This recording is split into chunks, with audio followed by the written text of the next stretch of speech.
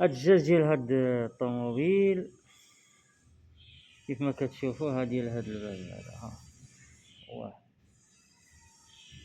هذا واحد الشبكار كيقطع الطريق. طوموبيل داز كيضربها رسلية بعدا انا الجاج هنايا.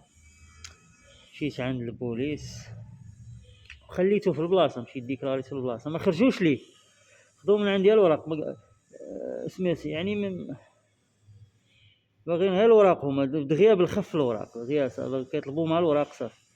شد الوراق وعطاهم واحد صاحبو، ماشي مشاو للسيد في هذيك اللحظانيت خرجوا ليه واعتقلوه ما كاينش والو حتى شي حاجه ما كاينه. هذا البوليس هادو واش خايفين منه الله اعلم. اللي شد من عندي الورق عطاهم لصاحبو، خرج مجمعين هما 4 ولا شنو عند الباب كاع مسوقين وهازين معنا الوليدات وداكشي. للاسف ولي دخلت عنده انا باش يعمر لي المحضر نص ساعه وانا جالس، وعنده شي 4 ولا 5 ولا 3 هما سكرانيين، تيهضر معاهم ولا غادي يهضر معايا انا ولا مع من غادي يتكلم. واش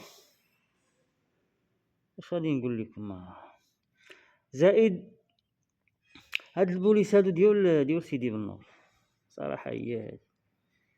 كاينه مدينه هنا في خميس حداه كيقولها خميس زمامره، يعني كيخرجوا صراحه هي كيخرجوا ما كيتفاكوش في البلاصه. هذه هي الحقيقه، يعني كل واحد كيجبدو فعلو. يعني الخروج في البلاصه تيمشيو للبلاصه ديال المجرم كيعتقلوا ديريكت، عاد كيديروا الاجراءات الاخرى. ايوا شو دابا تكرفس علينا السيته، واحد ما عطانا وقت ولا ضربنا الطوموبيل هرسها وبقى صافي ديال الفوضى. ربما الله علم شنو دار من ورايا انا ملي جيت بحال هادشي.